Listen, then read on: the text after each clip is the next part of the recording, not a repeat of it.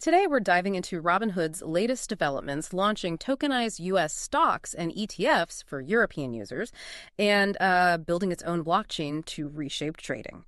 But before we dig in, quick favor. Did you know a lot of you listening aren't following us yet? If you like the show, please do hit that follow or subscribe button wherever you get your podcasts. It really helps us keep the show going. Thanks, folks. Okay, so Robinhood. We're going deep today. Our mission, as always, is to cut through the noise, pull out the really important stuff from the sources, and give you a shortcut to understanding what's going on. And the big question we're tackling is, how could these innovations, genuinely transform investing? Could they pave the way for more flexible, truly global markets? Okay, let's unpack this. First off, let's maybe set the stage a little. Who is Robinhood again? Just a quick refresher. Right. So Robinhood, founded back in 2013, they really made a name for themselves with commission-free trading. Yeah, they kind of blew things open, especially for younger investors, right? Stocks, ETFs, crypto. Exactly. Made it super accessible. And they've grown massively. We're talking almost 26 million funded customers now. Wow. Yeah, and holding something like, 210 billion in assets? It's huge. That's incredible scale. Now, they've had their, let's say, bumps in the road, some controversies. No, definitely. They've navigated some tricky waters. But they seem to be back, pushing the envelope again as a fintech innovator. Absolutely.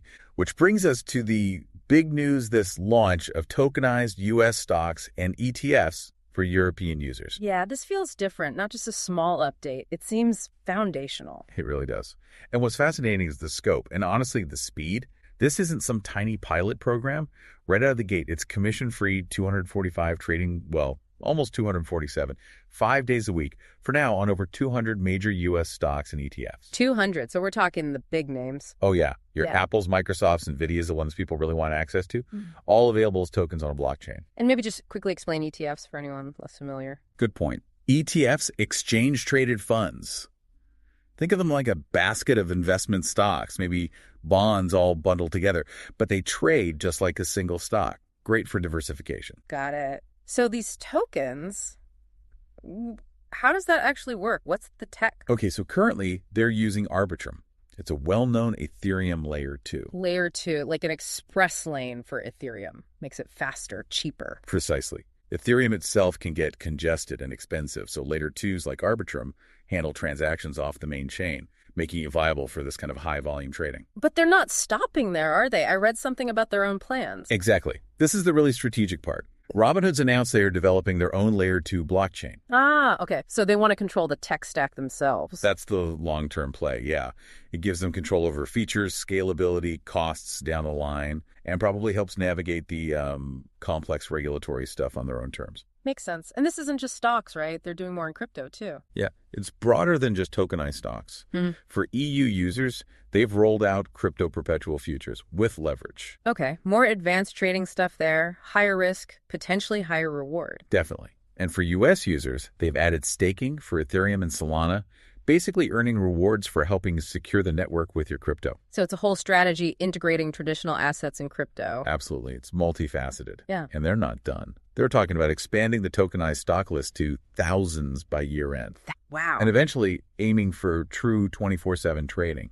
That would be, revolutionary. That 24/7 idea really hits home. So, okay, let's pivot to the why should you care part for our listeners. Beyond the tech talk, what's the immediate benefit? What are the bigger ripple effects here? I mean, the immediate thing seems pretty clear, making global stocks, U.S. stocks especially, way more accessible for people in Europe. Right. That near round-the-clock commission-free trading of U.S. assets, that's a game changer, removing those old geographical and time barriers. And if you step back, look at the bigger picture. Robinhood is really leading the charge here. They're not just dipping a toe in. They're actively integrating traditional finance, TradFi, with blockchain. So it signals a bigger shift towards tokenization. I think so, yeah. A significant, maybe even irreversible shift towards a more tokenized financial system. It legitimizes the whole concept of tokenizing real-world assets when a player this big does it at scale. And that could have knock-on effects. Huge potential ripple effects. It could accelerate adoption across the board. Other brokers, banks, they'll have to look at this and think, okay, maybe we need to do this too. Puts pressure on them. Exactly. And it could even push regulators to, catch up faster, create clearer frameworks because the industry leaders are essentially setting the standard. Right. Setting a precedent, like you said. Okay, let's drill down even more. Real-world use cases. If I'm an investor in, say, Germany or France, how does this change my actual experience? What can I do now? Okay, good question. For that EU investor, the advantages are pretty concrete. Buying and selling U.S. stocks and ETFs as tokens. It brings several key things. First, instant settlement. Forget waiting T+2 days for your trade to clear. On the blockchain, it's near instant. That frees up your capital faster. Less risk tied up in settlement, too. Right. Second, fractional ownership. You want to own some NVIDIA, but maybe a whole share is too pricey. Now you can buy, say, 10 euros worth. Lowers the barrier, helps diversification, especially for smaller portfolios. That's huge for accessibility. Definitely. And critically, you're bypassing a lot of the traditional market hours and, frankly, some of the intermediaries that add costs and delays. Blockchain doesn't sleep. So fewer middlemen, potentially lower friction. That's the idea. Even though Robinhood is the platform, the underlying blockchain transaction can be more direct. Plus, you mentioned crypto futures and staking earlier. That just broadens the toolkit for retail traders, again, with lower barriers than traditional routes often have. And all wrapped up in that user-friendly Robinhood interface they're known for. Exactly. That zero commission, easy-to-use platform continues to be their hook, attracting first-timers and people who just want everything traditional crypto in one place. So it's breaking down walls, geographic, time, cost. Okay, makes sense from the user side. Now, going back to the tech, you mentioned Arbitrum now, but they're building their own thing. Who are they partnering with on this stuff? And what's the logic behind building versus just using existing tech? Right. This raises that important question about scale and ambition. So, yes, Arbitrum is the current foundation, fast, cost-effective, built on Ethereum security, essential for handling the volume. But building their own layer too, why take that on? It sounds like a massive project. It is, but it's about control and customization. By building their own, they can tailor it precisely for financial assets. Think specific features for compliance, for tokenizing different kinds of real-world assets beyond stocks. So it gives them more flexibility long-term. Exactly, and potentially better scalability as they aim for thousands of assets and 247 trading. Plus, maybe lower operational costs eventually, not being reliant on Arbitrum's fee structure, for instance. Okay. And partnerships. They can't do this alone, surely. No, definitely not.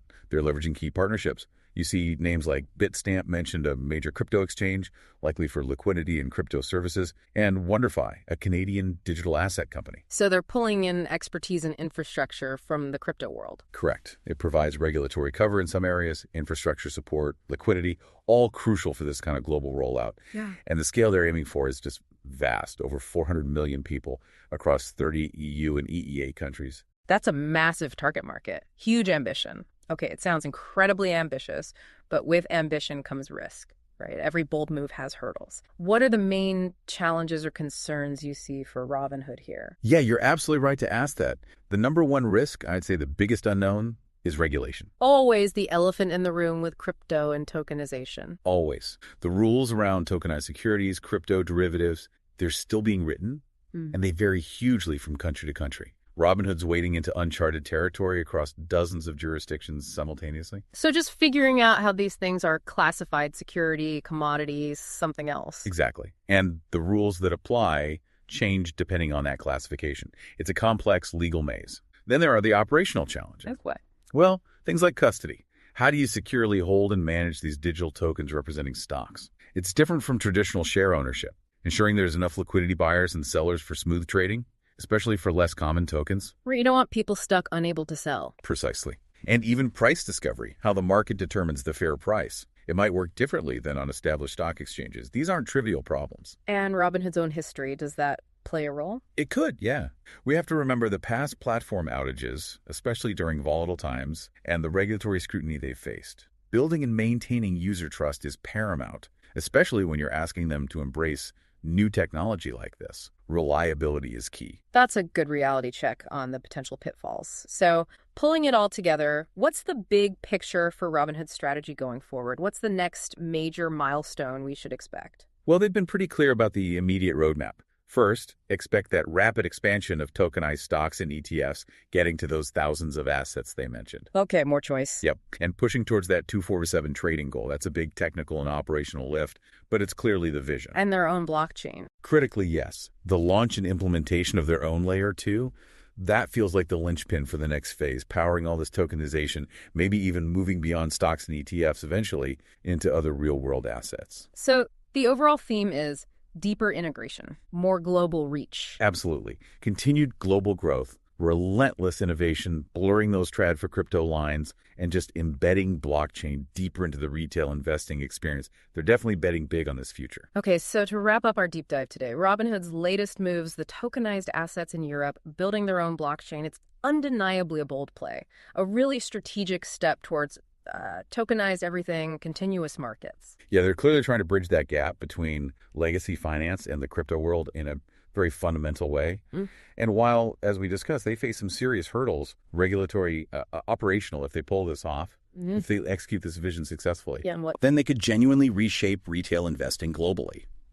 It could fundamentally change market access and solidify Robinhood as a key architect of next-gen fintech. It sets a new bar. It really does feel like we're watching a potential shift in real time. So here's a final thought for you, our listener, to chew on. Given these kinds of developments, we're talking commission-free, nearly 24/7, fractional ownership, global access, all powered by blockchain. How sustainable are the old ways? How much longer can traditional market structures with their limited hours, geographic silos, and layers of intermediaries really stay the dominant model? And maybe more personally, what could this shift mean for your own investment strategies and opportunities in the years ahead? Thanks for joining us on this deep dive into Robinhood's tokenized future. We'll catch you next time.